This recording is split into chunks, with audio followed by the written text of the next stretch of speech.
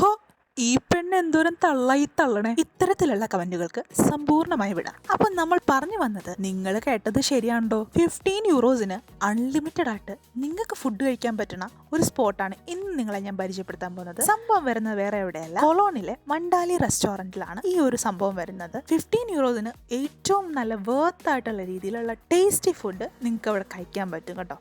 അപ്പം നമ്മൾ പറഞ്ഞു വന്നതുപോലെ തന്നെ ഞങ്ങൾ അവിടെ എത്തിയിട്ടുണ്ട്.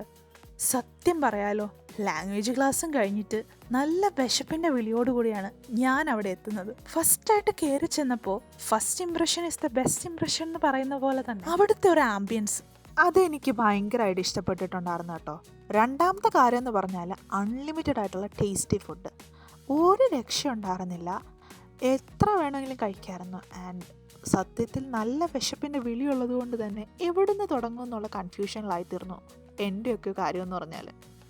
അങ്ങനെ മനസ്സ് പറഞ്ഞതനുസരിച്ച് ഒരു വശത്തുനിന്ന് ഞാൻ അങ്ങോട്ട് സ്റ്റാർട്ട് ചെയ്തു. ഫസ്റ്റായിട്ട് കുറേ സലാഡ്സ് ഒക്കെ എടുത്തിട്ടുണ്ടായിരുന്നു. പിന്നീട് അങ്ങോട്ട് ഒരുപാട് തരത്തിലുള്ള റൈസുകൾ, ഒരുപാട് തരത്തിലുള്ള മീറ്റ്സ്, അങ്ങനെ എന്ന് വേണ്ട എല്ലാം ഉണ്ടായിരുന്നു. പിന്നെ എല്ലാം എൻഡ് ചെയ്യുമ്പോൾ കുറച്ച് മധുരം ആകാലോ, അങ്ങനെയാണല്ലോ കാരണവന്മാർ പറഞ്ഞിരിക്കുന്നത്. അപ്പോൾ അതിൻ്റെ ഭാഗമായിട്ട് കുറച്ച് ഡെസേർട്ട്സും ട്രൈ ചെയ്തു. എല്ലാം നല്ല വളരെ ടേസ്റ്റി ആയിട്ടുള്ള ഫുഡ്സ് ആയിരുന്നു കേട്ടോ. മൊത്തത്തിൽ പറഞ്ഞ ഒരു അടിപൊളി ദിവസം. പിന്നീട് എൻ്റെ ഫ്രണ്ടിന് ഒരു ഫോൺ മേടിക്കുന്നതിൻ്റെ ആവശ്യമായിട്ട് ഞങ്ങൾ അവിടുത്തെ ആപ്പിൾ സ്റ്റോറിൽ പോയിട്ടുണ്ടായിരുന്നു കേട്ടോ.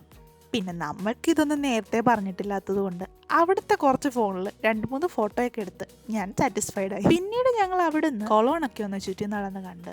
ഇപ്പോൾ ഇവിടുത്തെ ഒരു പ്രത്യേകത എന്ന് പറഞ്ഞാൽ വിൻ്റർ ആയതുകൊണ്ട് തന്നെ നേരത്തെ ഇരുട്ടും. സോ എത്രയും പെട്ടെന്ന് തന്നെ വീട്ടിലെത്തുക എന്നുള്ള ഒറ്റ ചിന്ത മാത്രമേ പിന്നീടുണ്ടായിരുന്നുള്ളൂ. ഒരു 8 മണിയൊക്കെ ആയപ്പോഴേക്ക് ഞങ്ങൾ തിരികെ വീട്ടിലെത്തിയിട്ടുണ്ടായിരുന്നു കേട്ടോ. ഞങ്ങളുടെ ലൈഫിലെ അടുത്ത മെമ്മറബിൾ ആയിട്ടുള്ള ഒരു യാത്രയോടെ ഇവിടെ കഴിഞ്ഞിരിക്കുകയാണ്.